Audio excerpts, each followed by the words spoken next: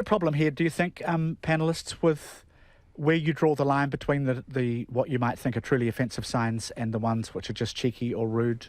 Yeah, I think there's two issues. One is the use of other people's branding and slogans and using that to your advantage. And then, yes, they are offensive. I've seen a number of them that are quite offensive. And I think the key problem with that is that they're left in places which are very public, specifically campsites where there are children and other people. And it's just not funny half the time. It's not classy and it's not necessary. I'm sure they could create a brand which was quirky and clever, but cheap, rude cracks really doesn't do anything for anyone, I don't think. Dr. Gallivan. Yeah, look, I agree. You can't legislate for crassness. Some people just have no class, I suppose. Here we are sitting here in our bow ties and everything, deciding that no one else has got any class. I know, but I think actually New Zealanders on the whole are quite a classy bunch of people, actually. But then you get companies like this who just, I've seen some of them, and just think, really, I think probably the best the way of dealing with things like this is to actually just, I'd like to think anyway, the best way of dealing with it is just ignoring it and thinking that, I suppose you can't though, when you're stuck behind it on State Highway 1 and it's going 80 k's an hour and you can't pass it and you're having to look at it all the time. But I'm not sure as to whether actually, sort of going there and legislating or going and telling that they must remove them. But it is, it's just unsophisticated crassness and, it's not what I want to see, but as to whether I'm going to go around and knock on their doors and tell them to take it off, I'm not going to do that. So, this is a story, by the way, just a breaking story you're going to hear more about through the evening. Reports that a razor wrapped in duct tape was used during the St Kentigern's Sweeney Todd I can't believe that story. How did the guy end up cutting two people's throats? Like, after he'd slit the first one and blood came out, how on earth did he end up doing it a second time? You're asking someone who doesn't know, but I think the story has got a lot of interesting details to it. Which it doesn't sound like an accident. It sounds like opportunistic revenge. A razor wrapped in duct tape, is it? It's just outrageous. At this stage, I think the school's saying it doesn't know how it happened. So we'll have to find out more. Of course, it'll be wanting to do a full investigation. So will the police. I wasn't sure we'd have to talk about this again. This is the subject we quoted Sir Robert Jones on last week in an NBR piece he wrote about beggars. He said you'd be guaranteed election to council in Auckland or Wellington if you got rid of people lying in shop doorways with the begging bowl out. Well, city councillors in Wellington will next week now consider banning begging on the streets of the capital. Opinions, please. There's 15 of them, I've heard. 15 registered and a whole bunch of opportunists. I have a great deal of sympathy and empathy for people who need help, but there are some people. One woman, for example, who I gave money to, had a sign out one day, need to get home to Nelson. I came back the next week, her sign then said, need to visit sick relative in Tokoroa. I mean, some of these people are actually taking the piss. That's a fairly clear-cut example. Yes. I do feel somewhat sorry for the council in the sense that they're really having to deal with mopping up societal problem that, for whatever reason, and I'm sure that there are that are there, quote unquote, taking the piss. I don't think they'll need a bylaw. Winter's coming along. There'll be a good brisk southerly along Lambton Quay, sort the problem out in no time.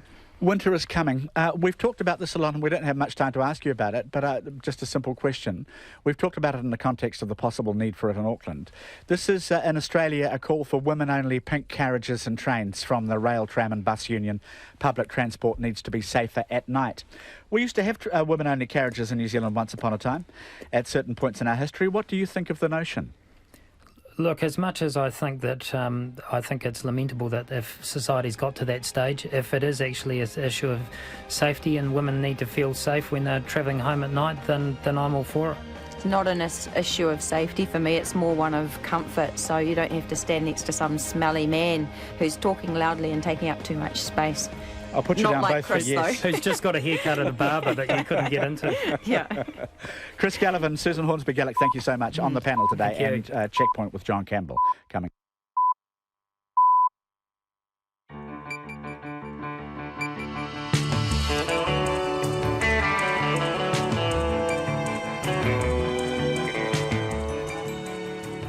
Kia ora everyone, welcome to Checkpoint on RNZ National. I'm John Campbell. On behalf of the Checkpoint team, thank you so much for joining us. Tonight, how did a New Zealander die in a detention centre in Sydney, and why is it so hard to find out? If begging is banned, what happens to the people who find themselves forced to beg? And Tolly Sif and the former foster child, we really do take you inside hospital food. The SIS, more on that story immediately after the news. Wicked campers and the very bloody school version of Sweeney Todd. All that and more over the next 90 minutes. But first, as always, here's Katrina Batten with RNZ News. Kia ora, good evening. Two students who ended up in hospital with serious neck injuries cut themselves with a razor blade being used as a prop in a school play. The two 16-year-olds from Auckland St Kentigern's College were injured while taking part in a production of Sweeney Todd. The college's head, Steve Cole, says the razor blade had been worn down and was wrapped in duct tape. He says in hindsight the prop used could have been plastic, but he's satisfied they took every precaution necessary. The school's speaking with the police and WorkSafe is also investigating. A cast meeting has been held this afternoon to decide if the show will go on. The Green Party says it's been told a New Zealand man who died in Sydney's Villawood Detention Centre did not die from a heart attack. The Australian Department of Immigration says 42-year-old Rob Pehopa was found unconscious on Monday night and was thought to have suffered a cardiac arrest. Detainees have said he was beaten in a fight. The New South Wales coroner is investigating. The Greens say Mr Pehopa's sister has been told by the coroner that her brother did not die from a heart attack. Yesterday, the Australian police rejected claims by two detainees to Radio New Zealand that 4 men had been arrested. They said investigations were continuing. The Children's Commissioner says he hopes proposed changes to child welfare will mean children get services when they need them. The Social Development Minister, Anne Tolley, today announced sweeping changes to Child, Youth and Family that will include the creation of a new entity that would be a child's single point of contact. Mrs Tolley says that agency will directly purchase services from other government departments or outside agencies similar to the ACC model. The Children's Commissioner, Russell Wills, says that's great news. Currently, social workers have to bargain and almost beg to get the services that these kids and their families need. So I think that's really important. Russell Wills says the proposals will succeed only if the government invests new money and listens to the feedback from children in care themselves. Significant shortcomings have been found with the way the Security Intelligence Service handles personal information used for security clearances. The Inspector General of Intelligence and Security launched an inquiry after complaints from people they'd lost their job because of the SIS vetting process. That process could cover thousands of individuals at any one time. Cheryl Gwynn's report says in some cases up to 60 people had access to the personal files. She says more robust processes are needed when dealing with highly sensitive information. Ms Gwynn has also made recommendations for when the SIS wants to use vetting information for other purposes such as general intelligence. The SIS director says change is already underway. An earthquake measuring 6.7 has struck the northwest of Vanuatu, the third large earthquake in the same region this week. The US Geological Service says the quake struck 109 kilometres west of Sola in Toba province at the depth of 33 kilometres. The Pacific Tsunami Warning Centre says there's no tsunami threat. This afternoon's quake comes less than 24 hours after a 6.9 magnitude struck slightly to the west in Santo at a depth of 10 kilometres. Another quake of the same magnitude struck in the area on Sunday. A union says up to 100 technicians could lose their jobs when Chorus changes the contractor it uses for ultra-fast broadband installations in the lower North Island. Downer will no longer roll out fibre in Wellington, Kapiti Coast and Manawatu. The work will be done by Vision Stream, which itself subcontracts out the work. Chorus says it expects some Downer employees will be affected, but may end up being hired by Vision Stream. The industry coordinator of the union, E2, Joe Gallagher, says there'll be an inevitable drop in quality as less experienced workers take on the contracts. The contractor sets these guys up, one man, one van, all risk, responsibility and health and safety issues with these guys. This is a disgraceful model to drive into New Zealand. Joe Gallagher of the Union Air 2. Internet connection has been restored for thousands of customers in the middle of the South Island this afternoon. A fibre cable was cut between Kaiapoi and Papanui just before 8 o'clock this morning.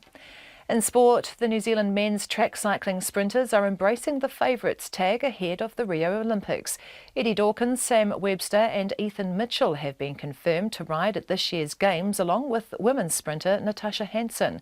After finishing second at last year's World Championships, the trio went one better this year to earn the coveted rainbow colours leading into the Games. Sam Webster says being world champions only motivates them more to win gold at Rio. For us, it's all about standing and delivering. Execution is what we're really good at and what we need to turn up and do come Rio to put our best performance out there. So we put a lot of pressure on ourselves, and that's the way in which our team culture operates. So we're looking forward to turning up in Rio and doing the best job we can. Sam Webster. Fighting Joseph Parker in New Zealand doesn't faze French boxer Carlos Takam. Takam and Parker will fight in South Auckland in the IBF heavyweight eliminator. The winner will be in the mandatory challenger and in line to fight the winner of the weekend's title fight in London between champion Charles Martin of the United States and British challenger Anthony Joshua. Takam does respect Parker's ability, however. I think he's a good guy, he's good fighter. I don't care about fight anyway, If I have a big fight in New Zealand or New York or London, I go to fight. I don't care about anywhere. But I'm happy to come to New Zealand to fight Joseph Parker. Carlos Takam, and that's the news. A close call for Fiji. This time, people seem to have learned a lesson from the last cyclone, and thankfully there have only been 2 deaths. Building Kiwi Bank. The 2 new shareholders may be able to be persuaded to provide additional capital, and they have the resources to be able to do so, which New Zealand Post has lacked. Professional beggars. There is no doubt that people who are in the streets are there to earn money without working, so that's professional begging. Give and take. Guy and Aspinall and Susie Ferguson, Morning Reports, weekdays from 6. Then on 9 to Noon, new research on the economics of medicinal cannabis. And after 10, screen ages, the real impact on teens and families of too much screen time. Join me, Catherine Ryan, on 9 to Noon, after Morning Report on RNZ National. Met Service weather to midnight tomorrow, Northland to Wellington, including Coromandel, Taumaranui, Taihape and also Wairarapa. Tomorrow, brief showers followed by fine spells. Taupo, Bay of Plenty, Gisborne and Hawke's Bay, a few showers spreading northwards tomorrow. Nelson and Marlborough, showers overnight, becoming isolated and confined to the ranges. Canterbury, brief rain overnight and tomorrow morning, then mainly fine. Bulla and Westland, rain spreading northwards this evening with heavy falls and possible squally thunderstorms, clearing early tomorrow apart from isolated showers about the ranges. For Fiordland, rain with heavy falls clearing overnight. Otago and Southland, rain spreading northwards this evening with heavy falls in Southland, becoming fine tomorrow morning. And the Chatham Islands, a few showers tomorrow. It's 5:08. Thanks very much indeed, Katrina. Lots on the program tonight. First up, though, the family of a New Zealander who died in an Australian detention centre is calling for answers about what caused his death. Real mystery surrounds us still. Australia's Immigration Department says Rob Peahupa, who was 42, died from a heart attack at the Villawood detention centre. But fellow detainees claim, and they've done so on this program, that he was badly beaten. And his family now say they have new information from the coroner who's examined his body. Green MP Marama Davidson has been asked to speak on behalf of the family, and she joins us now from our Parliament office. Kia ora, Marama. What has the family heard? They've been in touch with the coroner, right? Yes, it was ruled out that Rob Peahupa died from a heart attack. The coroner said that Rob sustained a head injury and he wants to investigate further. But this is the thing, John, they've been blocked at every step from getting actual information as to what happened to their brother. And I wish that John Key cared enough to actually find out what is really going on. So can we clarify this? The family have told you explicitly that the coroner told them there was a head injury and he doesn't believe it was a standalone heart attack. he has ruled out heart attack being the cause of death. The family have not been able to find out exactly what, not just the cause of death. They weren't even told that Rob Peihopa had passed away. They had to threaten to go to media before the police actually turned up and told them that he'd passed away. Why are they being blocked at every step from knowing what has happened? Why isn't John Key caring about New Zealand detainees in Australian detention centres and actually making sure we find out what is going on? Yes, I've spoken with the sister of Rob Peihopa. She's very concerned and wants any support she can get to find out exactly what has happened. What's really confusing about this is that these men are in a detention centre and yet there appears to be, or at least police are saying, no security camera footage whatsoever of the moment Rob Peihopa fell down, died. Not just the moment, John. The police have told the family that there is no footage, no video footage of before he died as well. All of a sudden they have got absolutely no footage, no record of his movements. The family have not been given this information. This is a father of 4 young children, John. He's a father, he had paid his time. We have known for a long time that there have been concerns about these detention centres. We've had detainees harming themselves, they've been at mental stress. Now someone has died. What is it actually going to take for John Key to care about our New Zealanders in these detention centres? So obviously they want to know how he died. What else do the family want now? They want support. Has John Key even contacted the family? The New Zealand Embassy in Australia, have they contacted the family? The family have said no, they've had no support, let alone an inquiry to find out and to give them actual answers. What is going on and what support are they being offered? Sorry, Marama, can you clarify for me, have the family heard from any representatives of the New Zealand government, whether it's through the High Commission Embassy, through the ministry, through anyone at all? John, they told me just this afternoon that nobody from the Prime Minister's office, from MFAT's office, have contacted them at any point. The New Zealand Embassy in Australia hasn't been helpful to them. They were very thankful that I wanted to contact them. I am the human rights spokesperson, Māori development spokesperson. I'm concerned on a number of levels. I wanted to reach out, get my networks to find out where I could contact the family and offer some support. Marama Davidson, Green MP, who's speaking on behalf of the family, thank you very much. Obviously, we're trying to talk to the official channels in Australia to try and get some explanation of how a man who aged 42 and appeared to be very healthy suddenly died, and we're getting no answers from anybody. Child, Youth and Family could be replaced by a new agency within a year under sweeping changes to child welfare services announced by the government today. The Social Development Minister, Anne Tolley, is promising hundreds of millions of dollars of new money for children in need following the release of the final report of an extensive review. This is going back some time, you'll remember all of it, of SIF. Kate Newton is our reporter. The final report into Child, Youth and Family runs to more than 300 pages. But Anne Tolley says there's one very stark message. What's very clear from the work that they've done is that the system isn't working, it's broken, and the life outcomes for children in care are absolutely abysmal. By age 21, 90% of children who've had a care placement are on a benefit, 80% don't have NCEA level 2, and 2 out of 5 have had either a community or jail sentence. The panel's made 81 recommendations, but the biggest change confirmed by Mrs Tolley today is the creation of a new structure that will be the single point of contact for every child who needs help. She says the current system is too fragmented and doesn't properly keep track of what happens to children. I was talking to a child yesterday who'd had 13 different placements and working with 5 or 6 different agencies. And we lose track of them in the system. So if they're in the SIF system currently, we know what's happening to them. But the minute they leave and they go off SIF books, and even with a partnership with an NGO, they disappear off SIF books. And we don't know about them until they come back in again. Mrs Tolley says it will be up to Cabinet to decide whether to create a completely new government agency or develop the new system within Child, Youth and Family. She says that agency will act a bit like ACC does now, directly purchasing services from other government departments or outside agencies as soon as a child needs them. The Children's Commissioner, Russell Wills, says that's great news. Currently, social workers have to bargain and almost beg to get the services that these kids and their families need. So I think that's really important.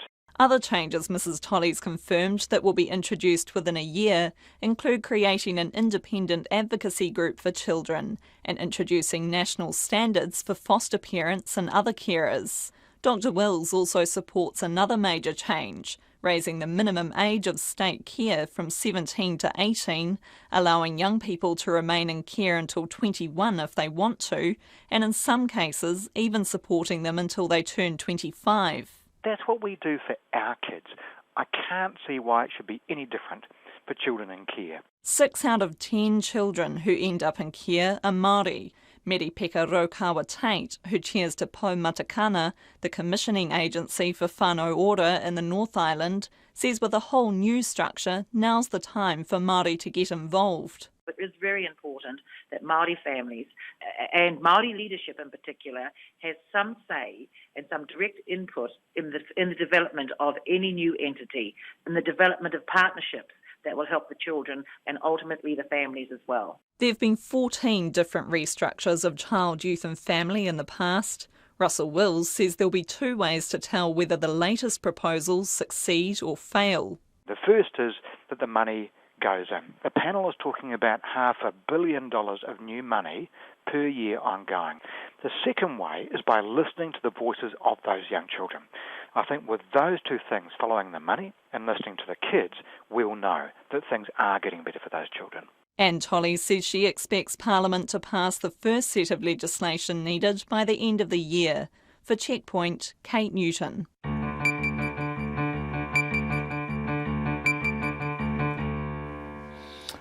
So, Kate Newton looking at the details, the political reaction and the official take on all of this. We wanted to look at it from the inside too. And later in Checkpoint, we have somebody who is now an expert in the field from the outside, a Bachelor of Social Work, but as a child from the age of 3 months to 18 years, he was awarded the state over 30 placements, 20 social workers and 27 schools. And he will join us after the 6 o'clock news to review this announcement today. The Inspector General of Security and Intelligence has found significant shortcomings in how the SIS carries out vetting for security clearances. Problems with the vetting process were identified last year. The Inspector General, Cheryl Gwynn, started an investigation and has today released her report. Makes for fairly fascinating reading. Our political editor, Jane Patterson, has been looking at it and joins us now live from our gallery office. Hi, Jane, welcome. What problems have been identified?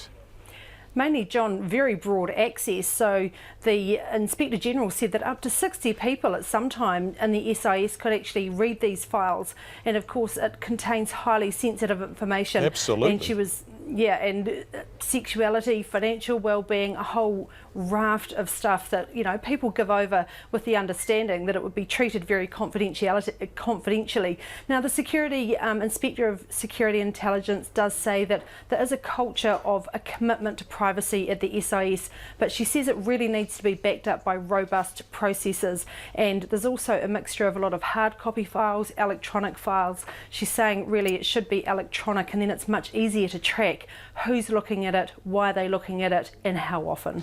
Gosh, it's extraordinary. So they don't even know who's looking at it, Jane?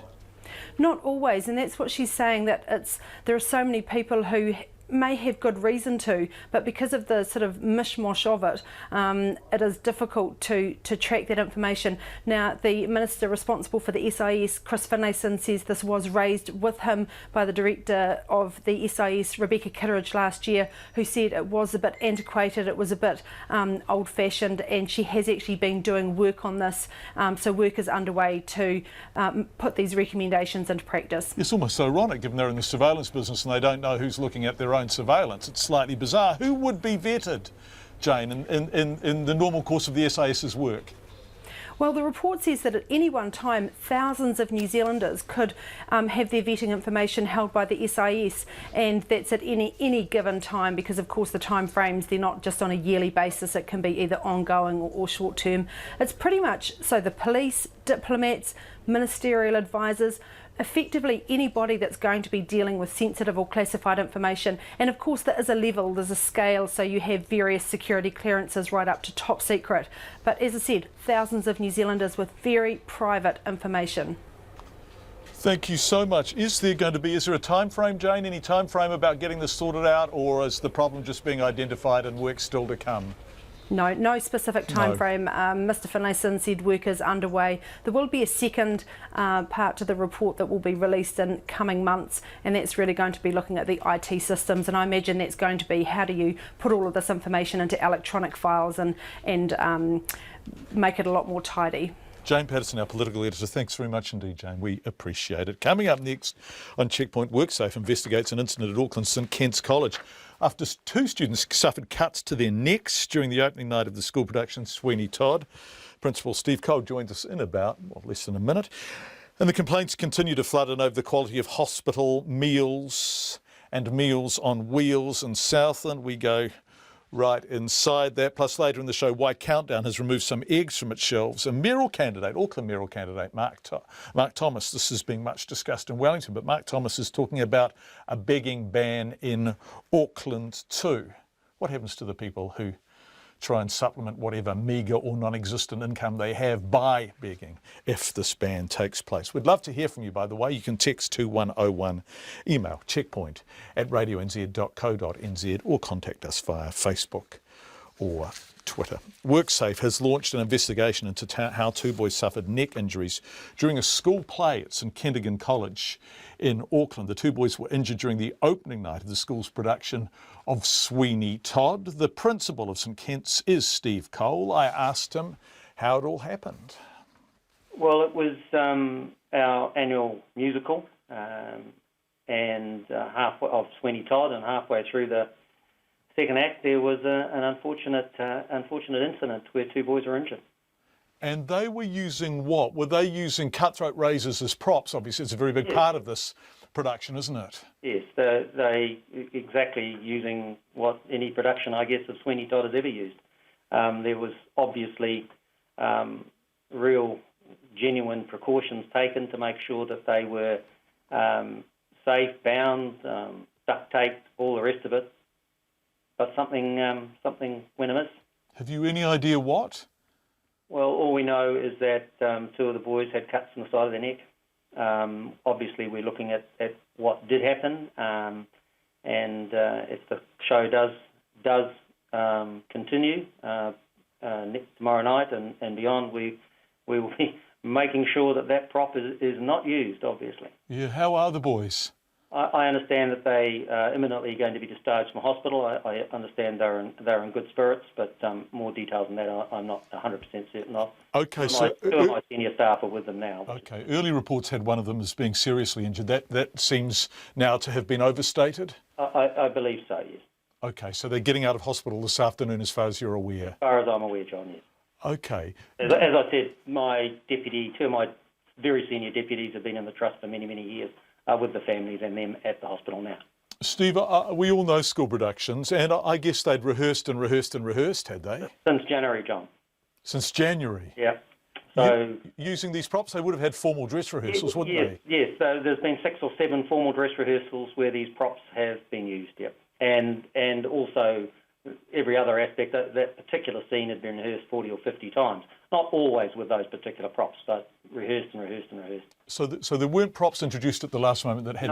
No, definitely not, no. Extraordinary. Did the audience have any idea what was going on? None at all. I was in the audience, and towards the end, did have some awareness, but nobody else, including some of my board members, had any idea at all that anything had gone wrong. Mm. I guess it's impossible to say. The one thing is the adrenaline gets pumping in a performance.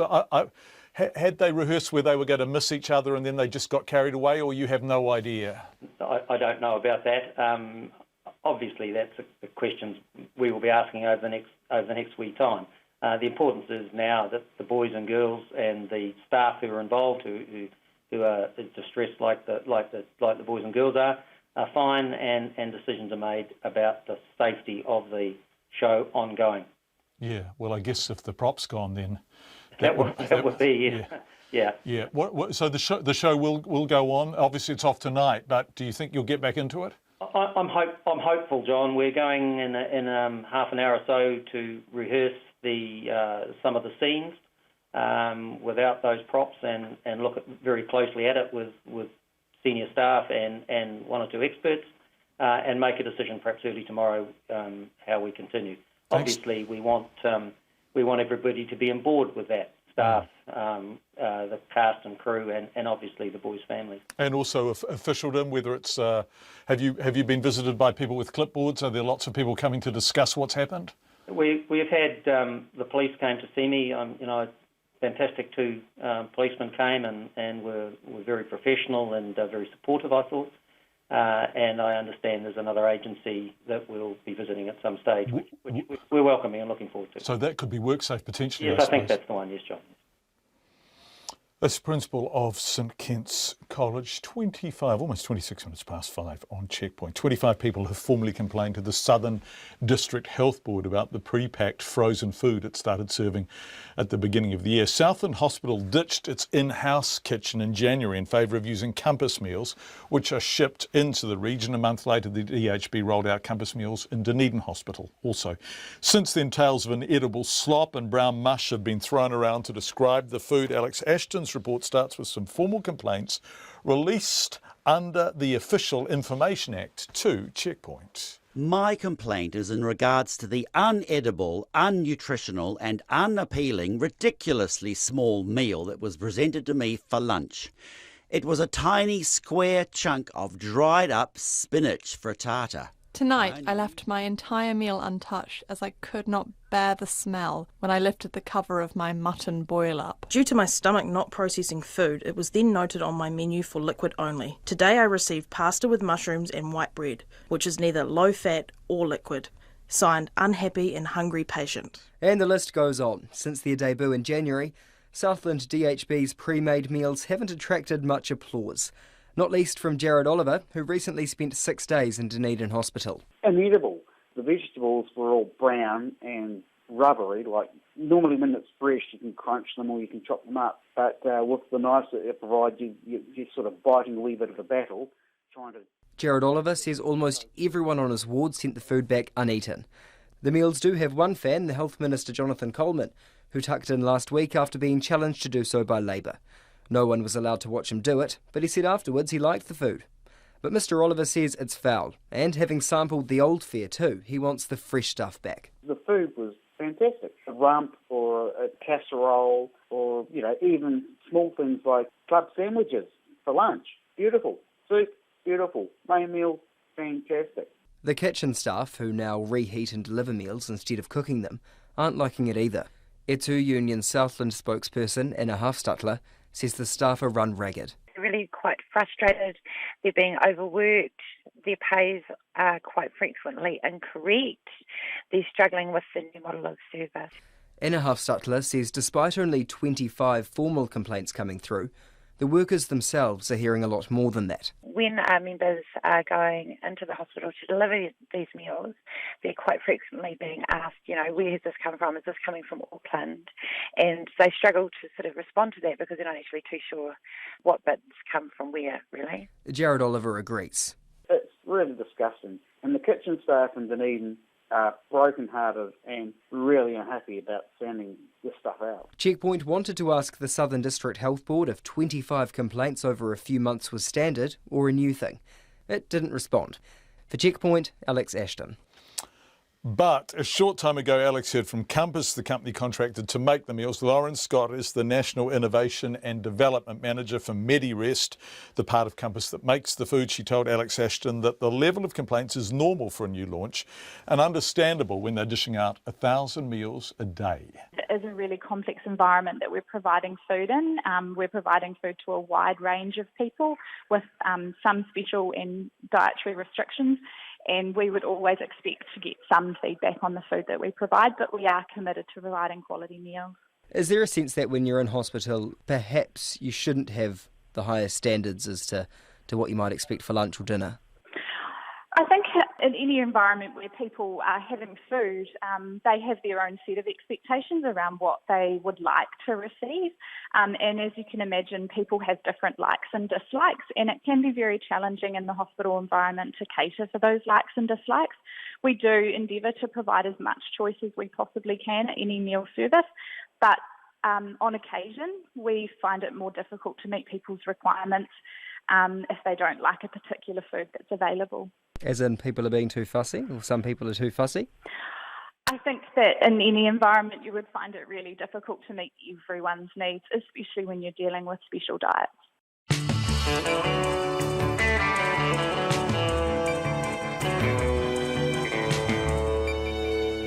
Coming up on Checkpoint Countdown, supermarket pulls eggs from its shelves that have come from a Waikato farm accused of mistreating chickens.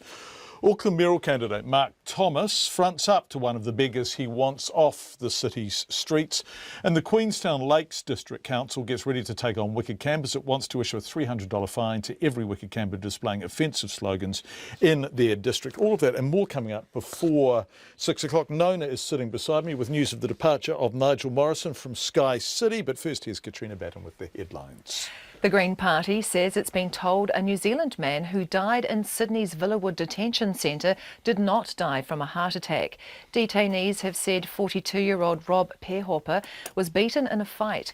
He was found unconscious on Monday night and was reported to have suffered a cardiac arrest. The New South Wales coroner is investigating. 2 students who ended up in hospital with neck injuries were cut with a razor blade being used as a prop in a school play. The 2 16-year-olds from Auckland's St Kentigern's College were cut by another actor while taking part in a production of Sweeney Todd. The college's head, Steve Cole, says the razor blade had been worn down and was wrapped in duct tape. He says in hindsight the prop used could have been plastic, but he's satisfied they took every precaution necessary. Significant shortcomings have been found with the way the Security Intelligence Service handles personal information used for security clearances. The Inspector General of Intelligence and Security launched an inquiry after complaints from people they'd lost their job because of the SIS vetting process. That process could cover thousands of individuals. Cheryl Gwynn's report says in some cases up to 60 people had access to the personal files. Countdown Supermarket is pulling eggs from its shelves that came from a Waikato farm accused of mistreating chickens. Countdown spokesman James Walker says the footage of colony cages taken by the animal rights activist group Farm Watch is disturbing. The footage shows severely defeathered birds crammed together, trapped under perches, and dead hens left to rot. The Department of Conservation says it will work with Bay of Islands locals and the boating community over risks facing bottlenose dolphins in the area. A Massey University report has found the dolphins could be displaced or even driven to extinction, partly from boating. Those are the headlines. I'll be back at 6 with more news, sport and weather. Thank you very much indeed, Katrina. Let's turn to business news now with Nona Peltier. And the Chief Executive of Sky City, Nigel Morrison, is to leave the company, Nona. That's right. He, it was sort of a surprise to the market, I think, although the reaction was fairly muted. Hadn't he always signalled that he was going to drift away at some stage? Well, yes, I guess, but of course, 8 years in the job, it's not a short amount of time. Right, yeah. And I think, though, he did signal in 2014 that he was considered leaving. In 2017 or 2018, he was very clear that he wasn't planning to leave right away, but he did want to point out that there was a fella who was working for him at the time, the Chief Financial Officer, James Burrell. He'd been working at Sky City, and I guess, Nigel wanted to keep the guy around because he did a bit of a media thing, saying this is the fella that should replace me when I step down sometime in the future. And unfortunately, this fella, just disappeared. He went back to the UK with his family for family reasons, and that's where he works now. So who knows? I mean, it was a ploy, I guess, to keep a very valued staff member. That didn't work. No.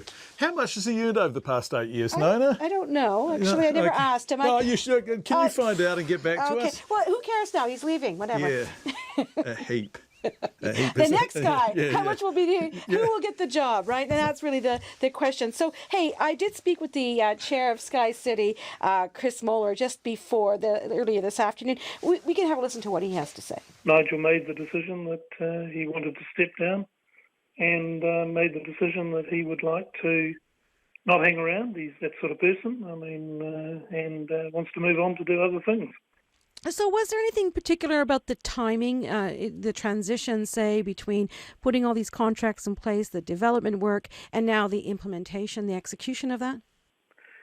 No, as I say, we've been discussing it for 6 months. The company is in good shape. The earnings are good in terms of what we've already previously announced to the market.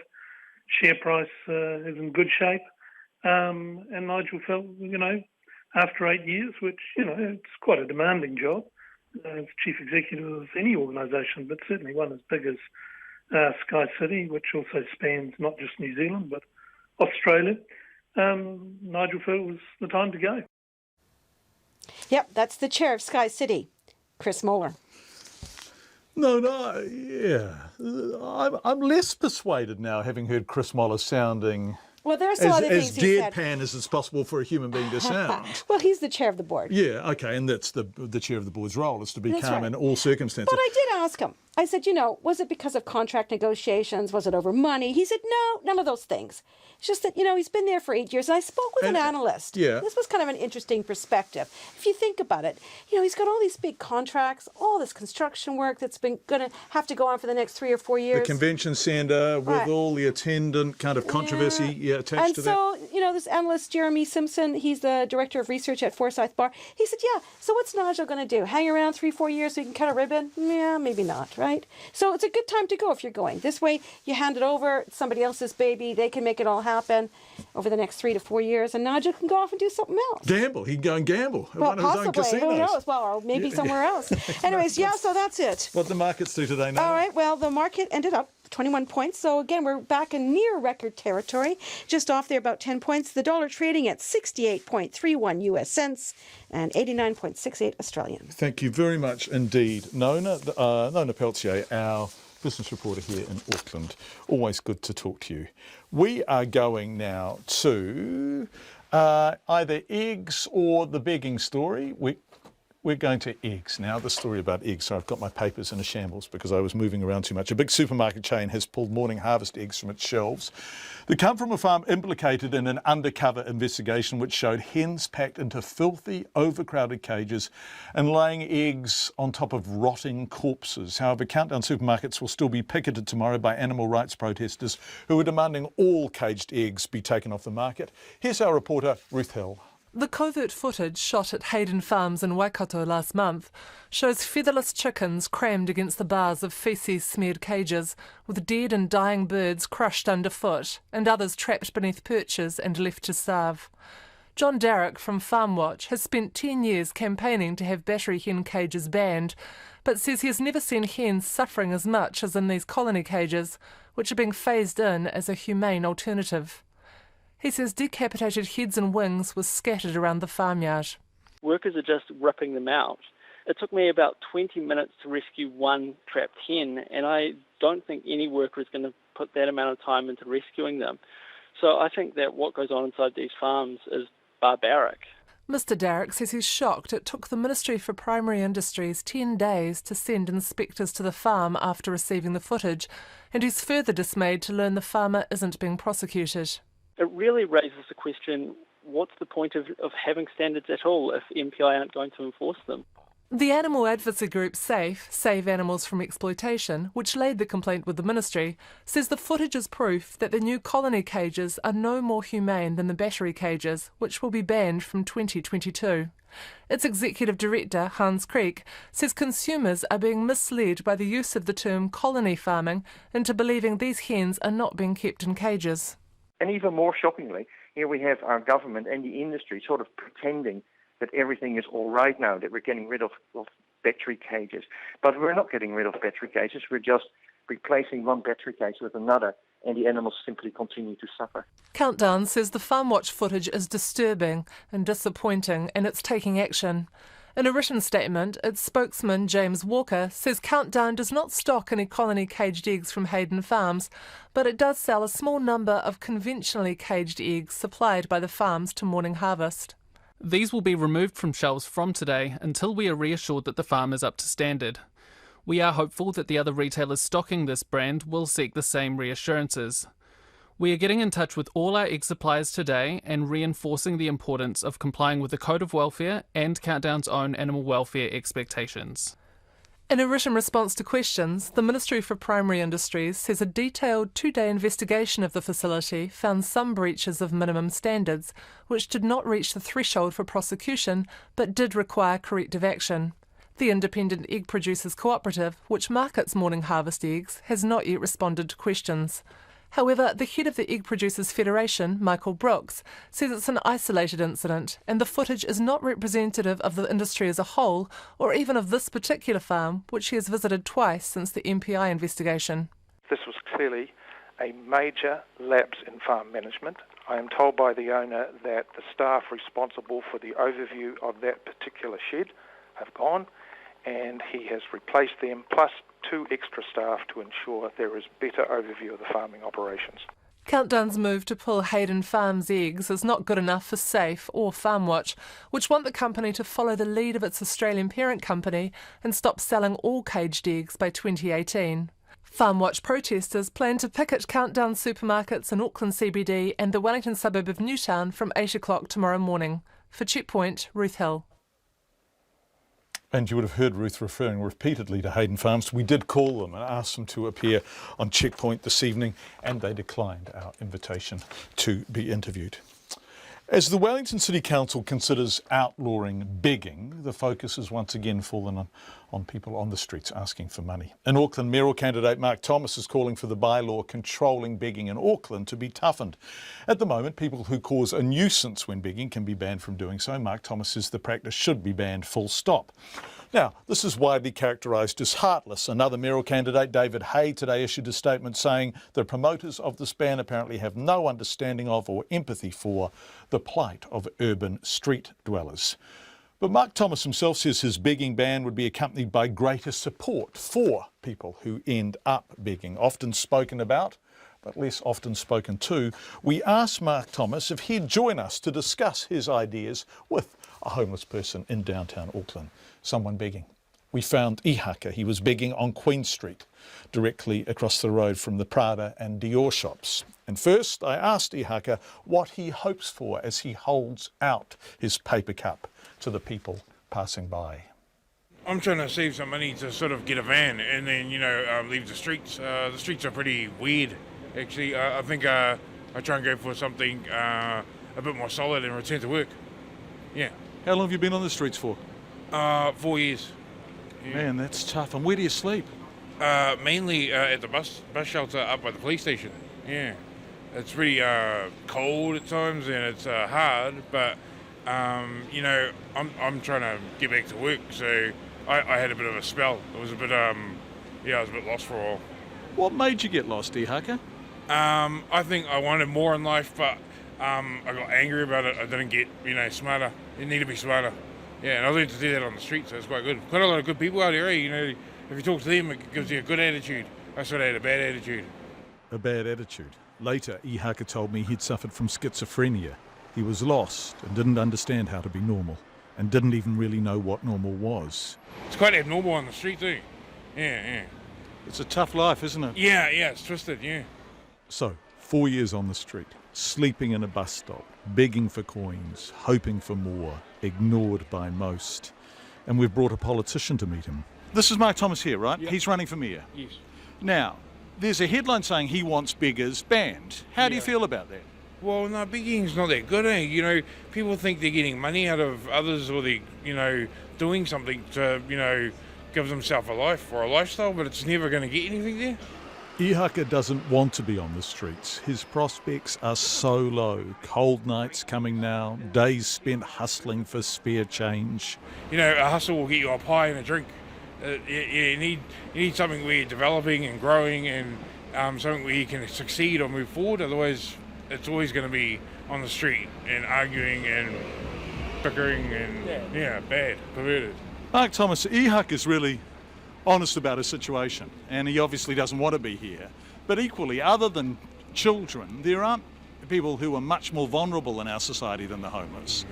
And I wonder, are you picking on some of the weakest people in our society? John, I'm trying to be more honest about this situation. So we've got around 150 people like Ihaka who are on Auckland city streets. It's probably more than that. We've got a 10-year action plan with 100 milestones, and we've got great people working on this problem, but we're not making enough progress, and I want to actually deal with it. I want to take responsibility for solving it, at least solving council's part of it, and that's what my focus is. Aren't you just trying to suppress the symptoms? Aren't you just trying to hide the issue? So if we get rid of Ihaka, we won't think about homelessness, we won't think about people who are desperately in need of help. See, the headline's not about the begging ban, the headline's about providing more effective support. So the ban's part of it, but you can only provide a ban if you've got somewhere for them to go. And so what I'm going to do is provide vacant council space, or ideally government space, because a lot of the issues really need government to kind of get in there, provide space for them to go to, and actually put more pressure on any government to actually lead the solution and provide the support that people like Ihaka need. And what is the solution? What is the support? Well, look, it's a multifaceted support. We all know that. We all hear about the complexity of the issues. I think you've heard here, I mean, different people need different things. Some people need education, some people need detoxing, some people just need training, some people need help navigating the government system with all the forms you've got to fill in.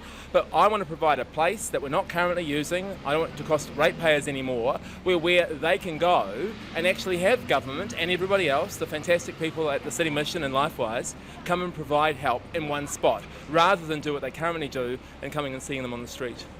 What do you think of that, Ihaka? Yeah, that sounds like a better idea, yeah.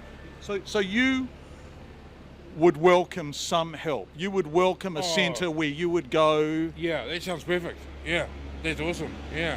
If we can go somewhere and get, go toward training or education or, even detox sounds real, because, someone walking around the street 24 hours a day, sort of half cut, start a fight.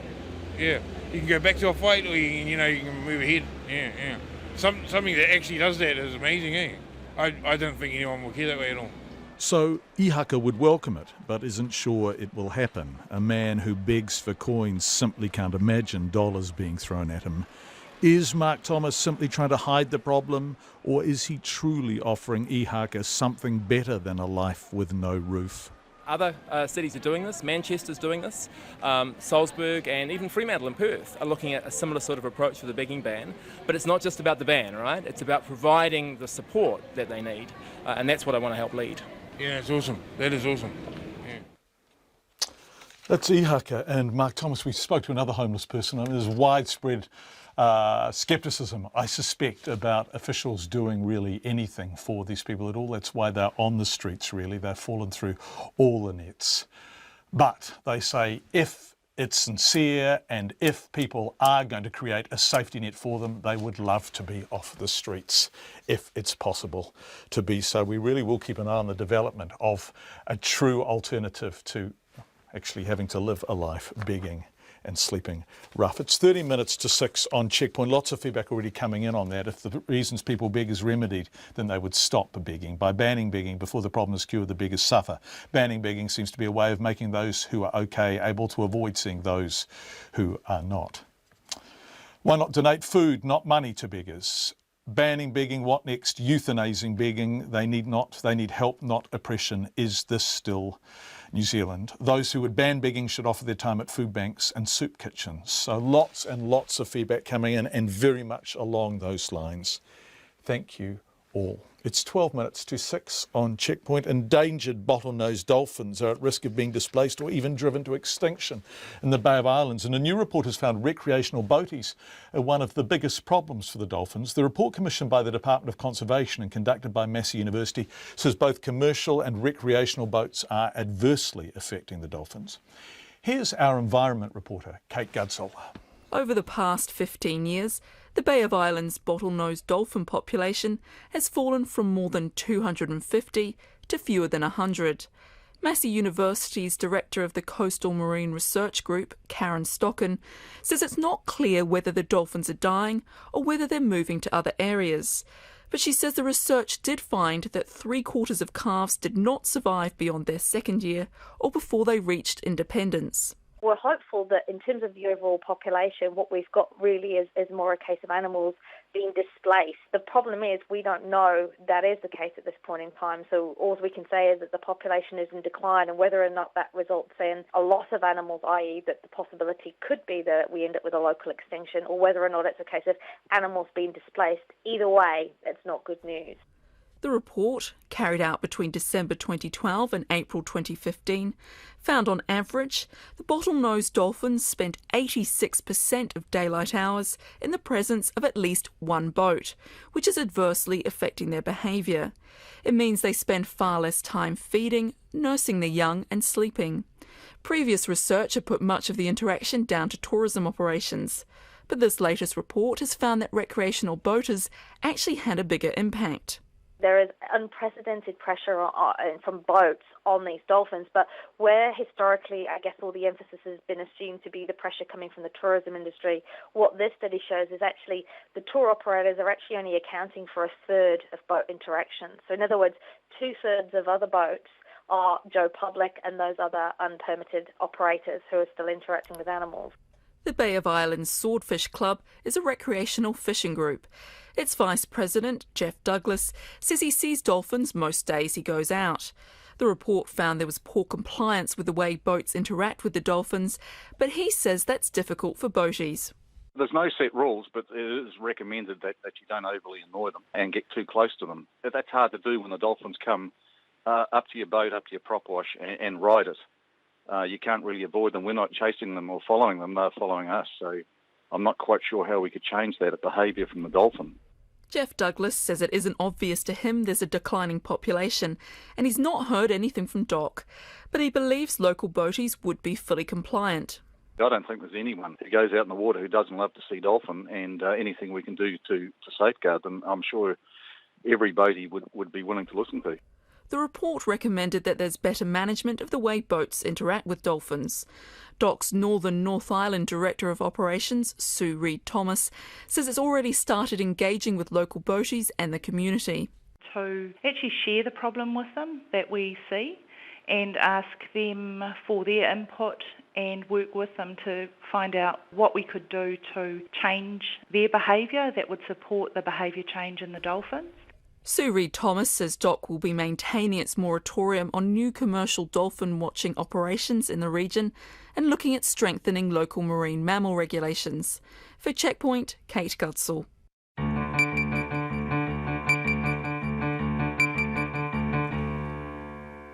Lots of feedback on begging, lots of feedback on hospital meals. This one from Michael Zabo in Island Bay, Wellington. Michael, I hope you're having some fish and chips on the beach as you listen to Checkpoint. Anyway, John, hospital is for making people better, not making them sick with the poor quality of the food served. This is a disgrace.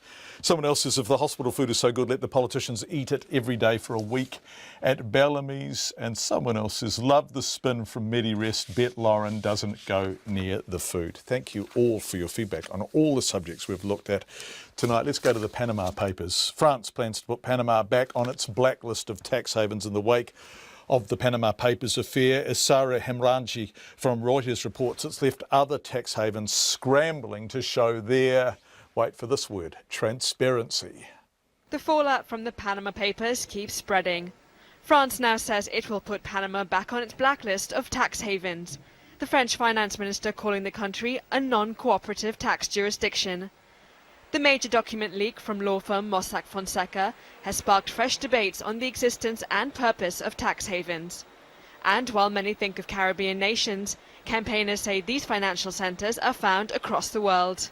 Some of them are in places that you might not imagine. So, for example, Delaware in the US is commonly known as a tax haven or secrecy jurisdiction. So it's not just these islands in the sun. In terms of a ranking, some seem to be doing better than others, but there are some really simple solutions that could be in place across the board that would just help raise the standard and make sure that those tax havens themselves are not complicit in corruption, money laundering, crime. Tax havens offer wealthy individuals and companies low or zero tax rates and a high degree of anonymity. Generally, their activities are legal, taking advantage of complex accounting systems and loopholes. The UK tax code is around about 20,000 pages long. That's 20 times longer than the longest novel, War and Peace. Contrast that with Hong Kong's tax code, which is 276 pages long. The more complex the tax code, then the more likely it is that you will have these tax havens.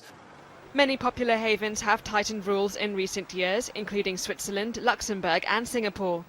But places like Panama and the British Virgin Islands have been criticised for not following suit. They may now have to. That report from Reuters, more feedback on the begging issue. The problem with the Mark Thomas interview was this. He talks about homeless people as them and they, but they are us. And Susan Grimsdale says, what about the old City Council building, empty for a couple of years now, 20 stories of excellent accommodation. Susan, forgive my ignorance, that's the one just beside Altair Square there, isn't it? Is that the one? Yes, it is. It is sitting there empty, incongruously so. Thank you, Susan, for that suggestion. We'll actually ask what's going to happen to that building. A crowdfunding campaign is set up for a young Canadian boy hoping to join his aunt in New Zealand after his mother, who was a solo mum, his grandmother and his grandfather all died. Carson Lone, who was only 9, has experienced more loss than many people much, much older than him. But he is excited about joining his auntie Cassandra in New Zealand, who's going through the process of trying to adopt him. She married in New Zealand, she's Canadian herself. Trying to bring someone into New Zealand, she has to do that as a foreign adoption, even though, well, he's really got no one else left. Cassandra is currently in Vancouver trying to facilitate the adoption and get Carson ready for his big move. I asked her about just how tough Carson has had it over the past few years. Well, at the age of 5, about 5 and a half, he lost his mom quite suddenly, and my parents at that point took him in. Little did we know that exactly 14 weeks after my sister passed away, we were going to lose my mom. And my mom got diagnosed with cancer and passed away 3 weeks after she got diagnosed. At that point, I had a little chat with my dad and suggested that my husband and I take Carson, but my dad really wanted to take Carson himself, and he did an amazing job with him over the past few years. And but now my dad has now passed away, and so now it's my turn. So Carson has lost his mum, his grandmum and his granddad in the space of, 5 years? 4 years. Wow. And so you now, Auntie Cassandra, are raising him, right? That's right. Except you live in New Zealand and Carson's in Canada. That's right. And so you want to bring him home, but in order to do so, you've got to effectively do a foreign adoption. Is that the case? Yeah, it's considered a full overseas adoption, so they don't actually take into consideration that we're related. As far as both countries are concerned, I'm basically adopting. It wouldn't matter whether I was adopting my nephew or any other child. It's all considered a full overseas adoption. How long do you think this will take, Cassandra, before you can bring Carson back to New Zealand, to his new home? Well, Carson, the school year here finishes in June. And I've made a decision that even if I get things sorted before June, I will still stay here until he finishes school, because I'm trying to keep his routine as normal as possible and trying to keep his best interests in my mind. But after he finishes school in June, then I hope to get back sooner. But I won't be surprised if it takes a further 3 or 6 months after that. We're really not sure at this point. And what does Carson know about New Zealand? Well, my dad and Carson came out and spent a month with us when we got married 2 years ago, and so he's been to our house and he's played with our older dog, and he's experienced a lot about New Zealand. He's a little bit upset that we don't have ice hockey in Hamilton. But okay. Maybe he could start it. Maybe Carson could start ice hockey in Hamilton. Yeah, we've talked about it. A Pakistani man has threatened to hang himself on the Greek island of Lesbos as hundreds of refugees protest their deportation to Turkey. This report from Reuters.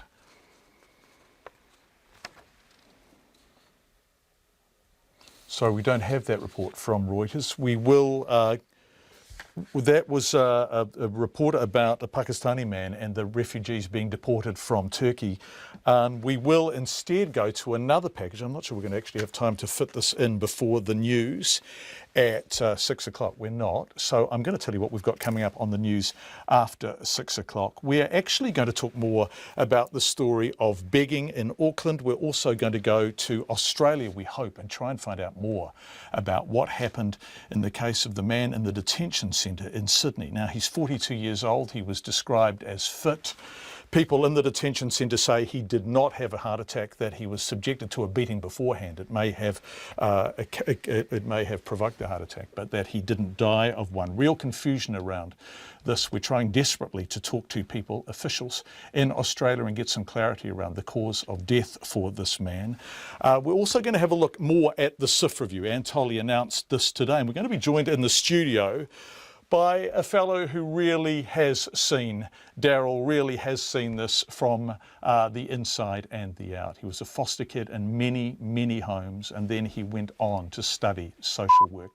A remarkable life, and he will assess the SIF's review. All of that coming up after 6.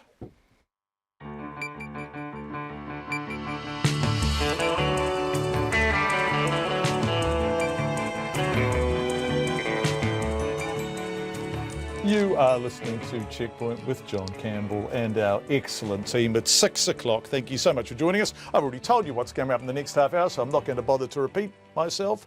Instead, some seconds earlier than is normally the case, here is Katrina Batten with RNZ News. Ngā mihi nui, good evening. The Green Party says they've been told a New Zealand man who died in Sydney's Villawood Detention Centre did not die of a heart attack. The Australian Department of Immigration says that's the suspected cause in the death of 42-year-old Rob Pehopa, who was found unconscious on Monday night.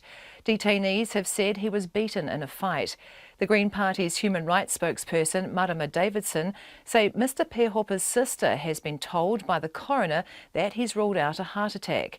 Ms Davidson says the families had no support from the New Zealand government and the Prime Minister needs to intervene. John Key needs to make sure that the Ministry of Foreign Affairs and Trade are making inquiries and getting to the bottom of what actually happened to this man. You know, this is a real person. He's got 4 sons. This is a father, a man, and the family deserve to know what actually happened.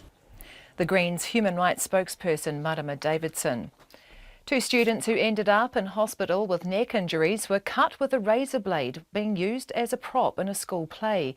The 2 16-year-olds from Auckland St Kentigern's College were injured by another actor while taking part in a production of Sweeney Todd. The college's head, Steve Cole, says the razor blade had been worn down and was wrapped in duct tape. And they haven't used that prop all the time, but the play has been rehearsed, scenes 40, 50 times, and often with that prop, sometimes not. But the last 6 or 7 dress rehearsals, of course, exactly with that prop. Steve Cole says in hindsight they might have used a plastic prop, but he's satisfied that they carried out all the necessary health and safety checks. A cast meeting's being held to decide if the show will go on. Tonight's show has been postponed. The Inspector General of Intelligence and Security has found significant shortcomings with the way the Security Intelligence Service handles personal information used for security clearances.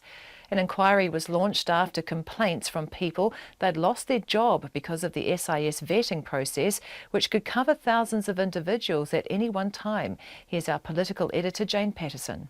According to the report, in some cases, up to 60 people had access to the personal files. The Inspector General, Cheryl Gwynne, acknowledges what she says is a serious commitment to privacy by SIS staff, but she says that needs to be backed up by more robust processes when dealing with such highly sensitive information. Ms Gwynne has also made recommendations for when the SIS wants to use vetting information for other purposes, like general intelligence. The SIS Director, Rebecca Kitteridge, says she accepts the recommendations and change is already underway. From Parliament, Jane Patterson. The government's proposed overhaul of Child, Youth and Family has been cautiously welcomed by other political parties. The government is looking to create a new entity to replace what it says is the fragmented social service model that currently cares for vulnerable children. Political reporter Benedict Collins has more. The Social Development Minister, Anne Tolley, says at the moment vulnerable children are dealt with by 5 or 6 different government agencies. Mrs Tolley says the new entity will deliver more accountability.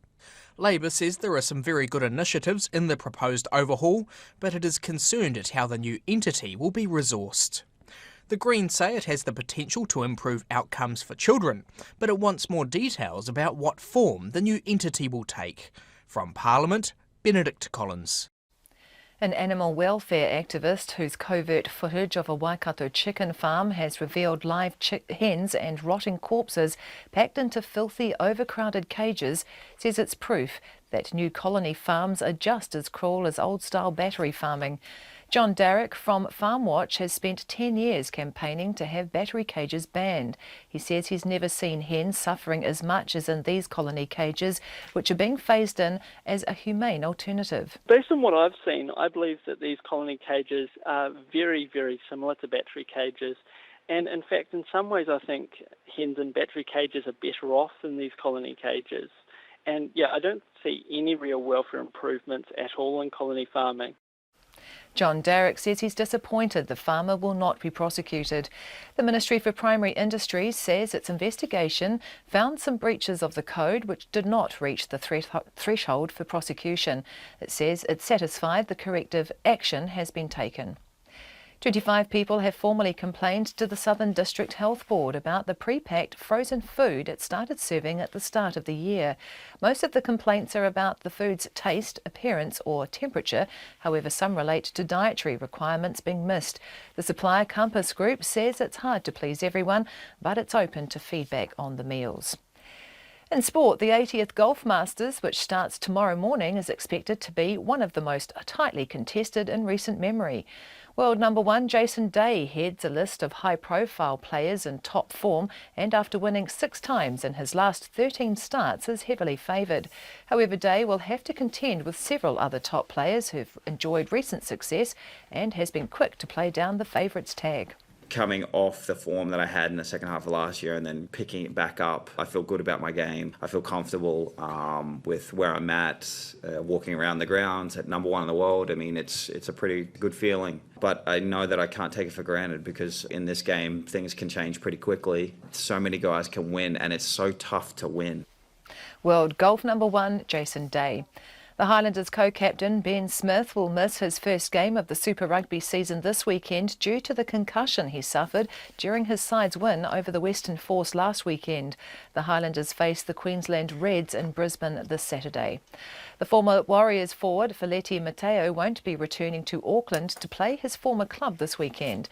Mateo, who was granted an early release from the Warriors 2 years ago to sign with Manly, is missing from the Sea Eagles squad for Saturday night's game, remaining in Sydney with his ill wife. The England international Joe Harton will again stand in as captain for the Waikato Bay of Plenty Magic in Saturday night's Trans-Tasman netball match against the New South Wales Swifts in Sydney. Regular skipper Silver Fern Liana de Bruyne remains injured. That's the news. Tonight on Nights, Adrian Kinnear deconstructs the latest Batman vs Superman business and tries to explain why comic fans love their superheroes going at it hammer and tong. Our Window on the World looks at the link between taste and memory, and Hayden Godfrey and Ben Silber will help us celebrate Trombone Day.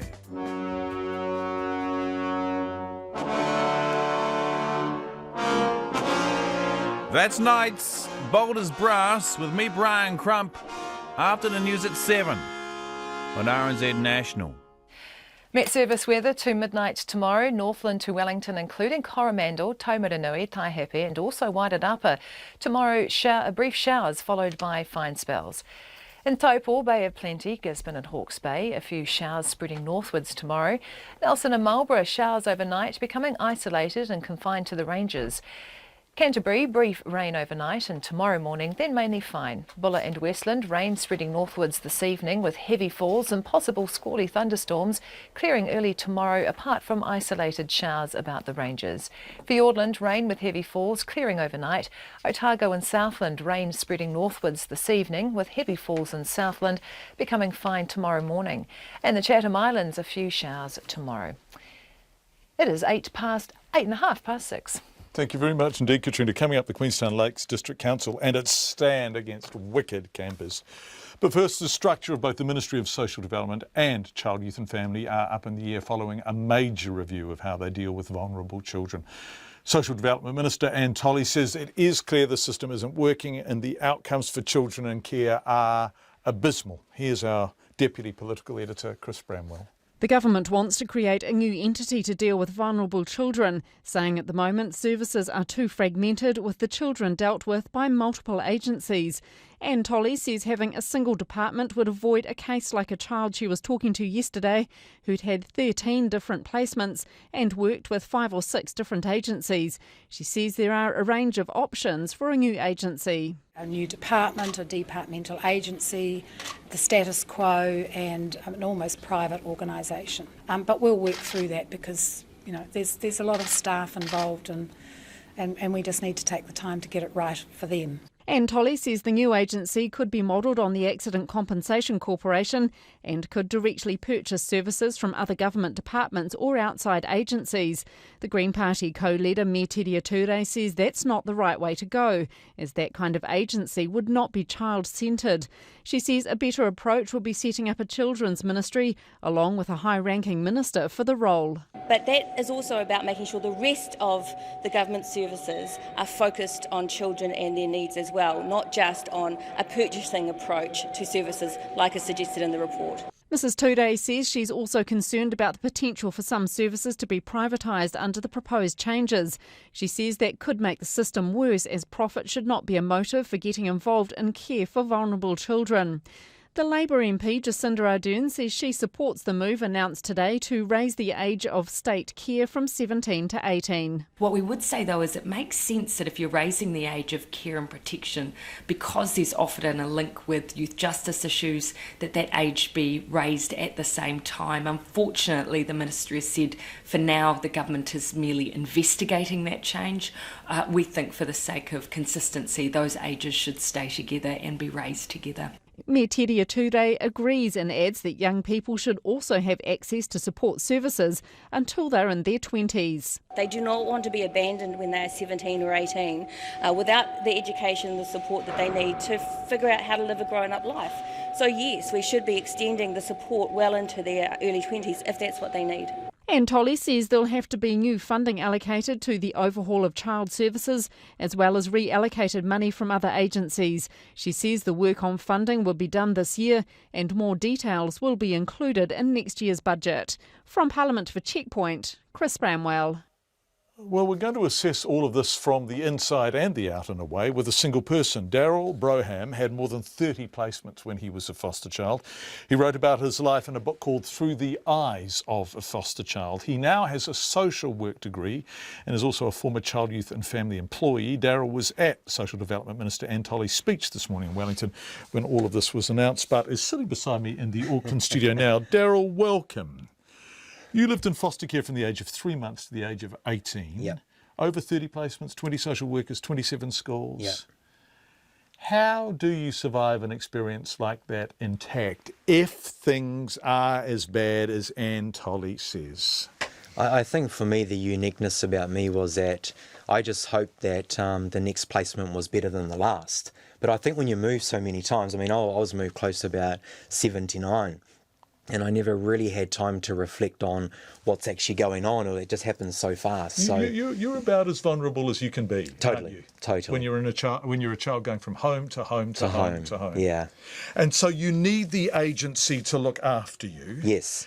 Anne Tolley said today, why did you go down to Anne Tolley's speech in Wellington? Were you invited? I was invited, yes. I got the email from MSD Events to go down. I thought, what a great opportunity. And so you're regarded now as an expert in the field of foster care, right? But Totally. both because you have a tertiary qualification and also because you lived it. You lived the reality of it. Yeah, and the book, of course. Yeah, okay. Yeah. So you went down. What did you think of what she said? What do you think of what the Minister announced today? I have been through 18 reviews, and half of those I've lived, and the other half I've experienced while study, while everything else. I was in there and I was hoping for the best, and I walked out angry. So if you were hoping for the best, what would the best have been? The best would have been every child who's in state care has that support right up to 21. And then if need be, 25. But she said, no, it's going to 18 and some will go to 21. And when I heard that some, I kept thinking, who's going to be that person to decide the some? You know, for me, any child that's been taken from a family and placed in a foster home is already a traumatic event, and they should get support right up to their 21. Right up to their 21. So I was quite angry, and also my biggest thing I got angry about was 5 years. John, I was found by a rubbish bin at 3 months old. I had been shifted to America. I had been psychologically, mentally, physically, sexually abused.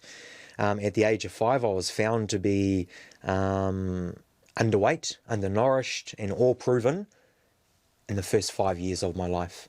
Antoli today is saying they want this to roll out within the 5 years. I'm sorry, children can't wait that long. And it makes me so angry that they think 5 years is okay.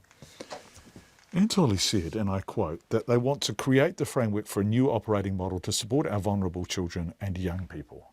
Now, you were a vulnerable child as a young person. Yeah. Are you saying that the system doesn't need fixing as it currently stands? The system needs to definitely go back to child-centred. Where I've been hitting my head against a brick wall, John, is that the system does not understand the impacts of state care.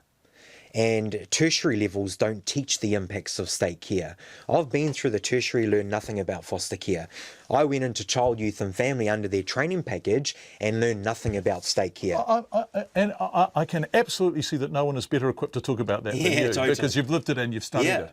But in a way, isn't that Antoli's point? I mean, she talks somewhere, I've got her speech here, and she talks about, look, I've got it here, less than 25% of SIF staff work directly with children in need of care and protection. Yes. In other words, aren't you agreeing with each other? To a certain point, but on that aspect, they're not working with the children. I've been a SIFS worker because we're too busy there doing assessments. But with assessments come knowledge, and if you don't have the knowledge of impacts of state care, how on earth can you do an assessment? So these guys are probably sitting there longer trying to think, okay, how do I make sense of this? The impacts of state care I'm talking about is trust, identity, belongingness and property. Can we back up the truck? When the review was announced, Paula Rebstock came in and all, did you have faith? Did you think yes? Or were you always nervous about this? I was nervous until I got a phone call from the ministry and they asked me to meet with a man called Duncan Dunlop in December. Now, those who don't know Duncan Dunlop, he actually worked under Paula Rebstock. So Paula Rebstock was $2,000 or $3,000 a day.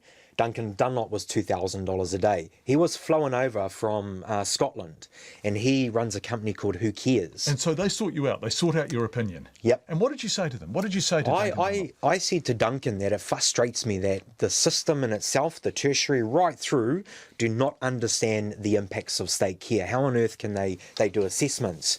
And he said to me, Daryl, I run an advocacy and the only reason why it works is because it's run by ex-foster children. They know the signposts better than anyone. I heard her talk about the advocacy today and I was really excited, but it got stopped there. There was no other mention about it. It was, here's an advocacy, but we're going to address it later. For me, if they're going to do the advocacy, they must have it run by ex-foster children, not a youth panel. Not a youth panel. It's got to be done by people who have actually lived it, come out, experienced what it's like to come right through it. Let's go back to what Antoli said. Quite simply, the current system is not delivering effectively for vulnerable children and young people. Yes. Would you agree with that? I agree. Okay, so that's the current system. Yes. So changes are required. Yep. It's not allowing our social workers to do their job, which should be spending most of their time supporting vulnerable children and families. Would you agree with that? Yes. Okay, so you both agree with the starting point. Yes. What's the difference about the solution? The solution for me is that my book talks about the impacts of state care, and I keep stressing to people, if you're going to send a child into a home, you've got to understand that that child comes with trust issues. That child has identity, but instead the adult world goes, he's Māori. Then you've got belongingness. That child's thinking, do I belong here? Keeping in mind that every time that we move that child, they're going to a new school. What was it like being moved all the times you were horrible. moved? It was absolutely horrible. And did you think it was a rejection? So when you went out of a family home, did you think that was... So that felt like a rejection of you every time? To a point. Sometimes I just couldn't wait to get out of there because of the abuse, but I just hoped that the next place was better. And when you went to a place that was halfway decent? I hoped that I stayed there. And when you didn't stay? I had to sometimes stomach it. And I had to put a brave face on because that's a survival technique that we learn. And it's so sad because we take that into adult life as well. But look at you now, man. I'm very lucky. Yeah. Very lucky. I'm not lucky because I achieved that. You made it. I made it happen. What's your book called? Through the Eyes of a Foster Child. Through the Eyes of a Foster Child. Daryl Broham, thank you for joining us this evening. Thank you so much. We really appreciate your time and for your take from the inside as a child who's lived it and the outside as a tertiary qualified expert. We really appreciate your time, Daryl. Thank you so much. The time on Checkpoint is 90 minutes past 6. The Queenstown Lakes District Council is taking a stand against wicked campers. It's prepared to test an existing rule in its district plan to prosecute the company's vans with offensive slogans. If a camper van is seen driving around the district displaying a sexually explicit lewd, I love that word, or offensive sign, it will be issued with a $300 fine. The council's chief executive is Mike Thielen, and he joins me now. Mike, are you there? I am, John. Welcome to Checkpoint.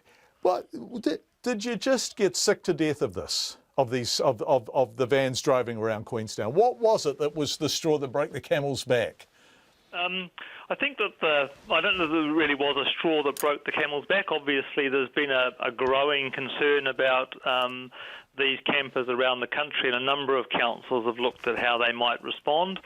We've had an increase in complaints from ratepayers and members of the public, so we've gone to look at what we think we can do and what rules and provisions we have that we could take some positive action on this particular topic. And so what do you think you can do? What do you think you can enforce that some clever lawyer won't manage to get past in court?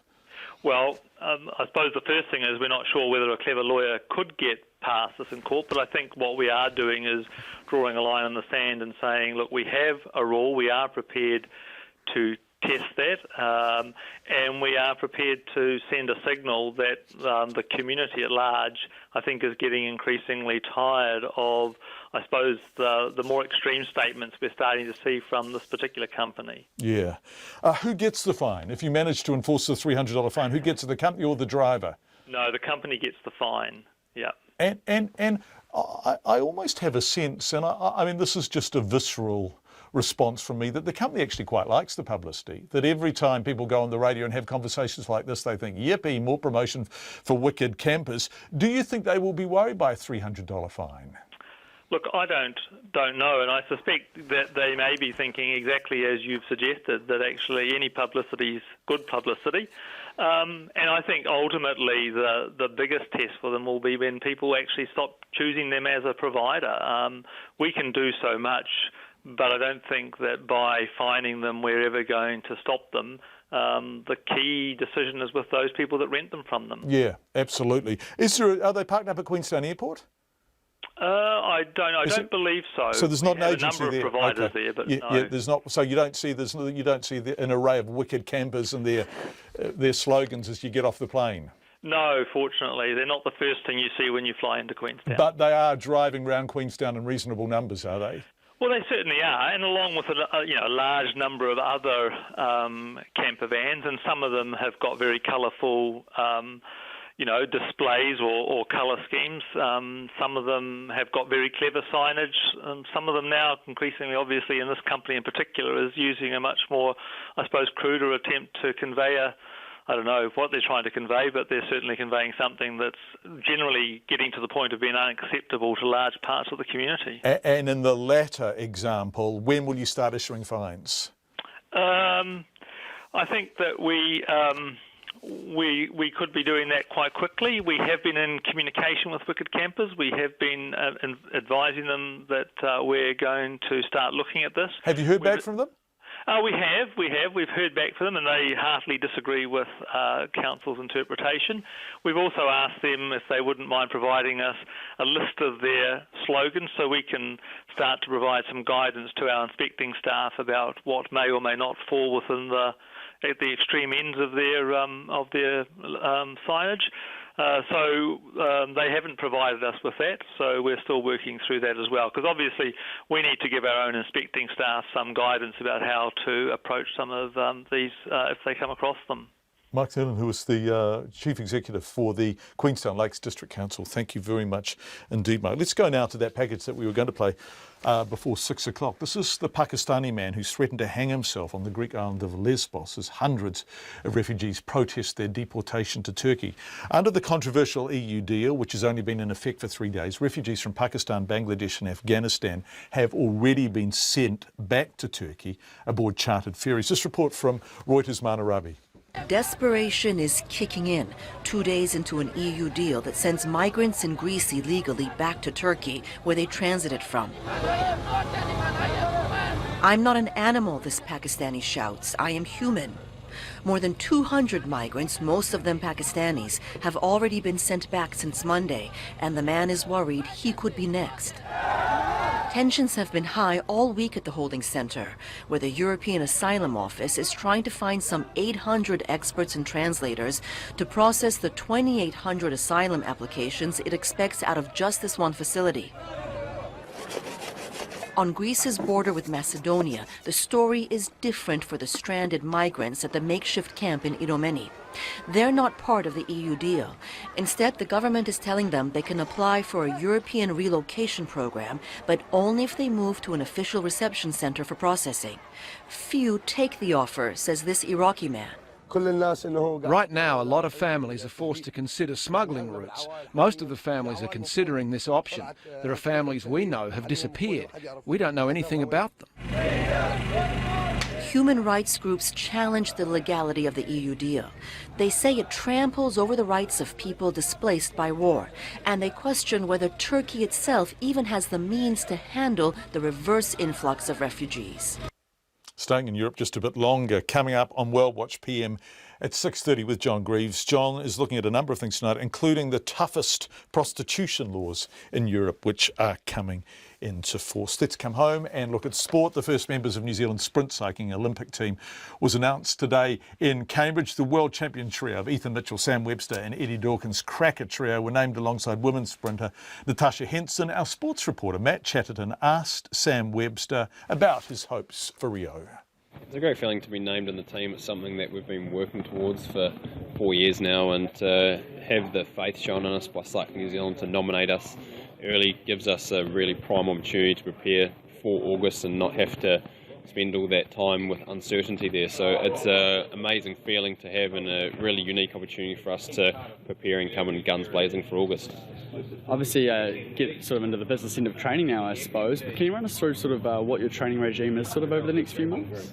It's going to be really hectic purely because we need to head overseas at the start of June to do a little bit of racing and then continue our preparation, but currently we're in a strength phase and there's a lot of hard work that needs to be done between now and heading overseas. Then when we get overseas, it's a combination of making sure that we get that top end speed but also get enough recovery in so that we're going to be in really prime and the best shape we've ever been in for August.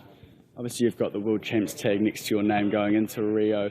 Does that put any pressure on you, sort of having that title next to your name? No more pressure than what we already have on ourselves. For us, it's all about standing and delivering. Execution is what we're really good at and what we need to turn up and do come Rio to put our best performance out there. So we put a lot of pressure on ourselves, and that's the way in which our team culture operates. So we're looking forward to turning up in Rio and doing the best job we can. And you don't get to actually train on the track in Rio. Is that going to be an issue at all for you, do you think? Everyone's going to race on the same track, and with the test event being cancelled, the only ones who will get to use it for competition will be the Brazilians, so I don't think it's too much of an issue. Netherlands you faced in World Champs earlier this year. Some people, general public, might have thought that was a bit of a surprise. Is competition sort of really getting tight in the lead up to Rio?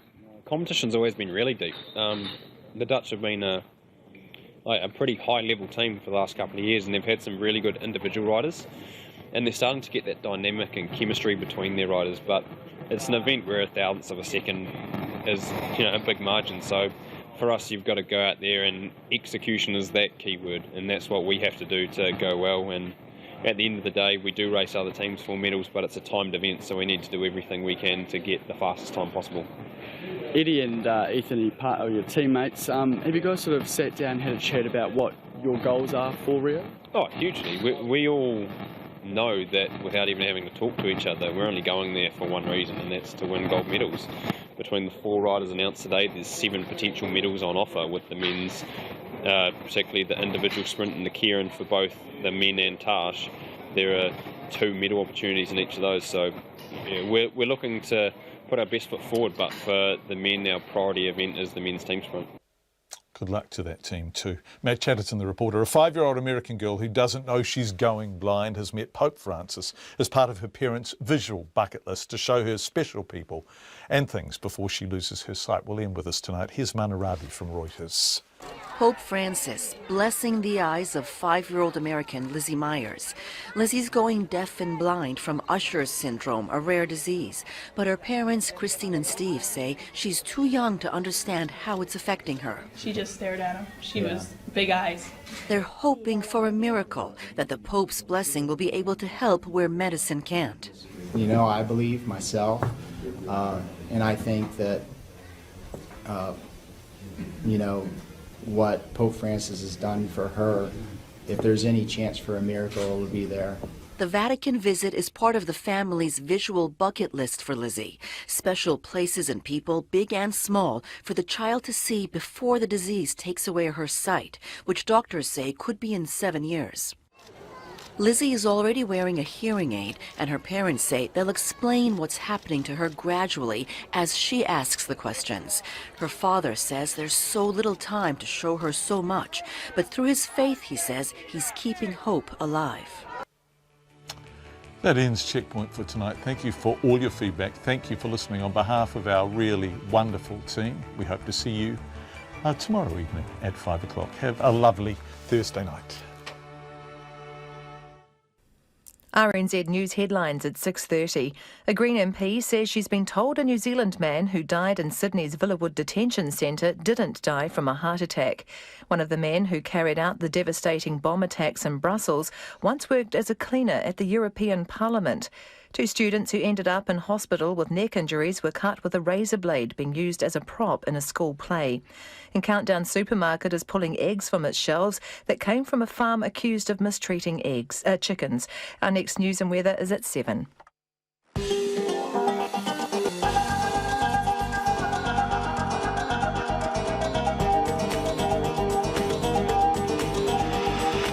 Welcome to World Watch PM. I'm John Greaves. Tonight, another world leader's named in the Panama Papers.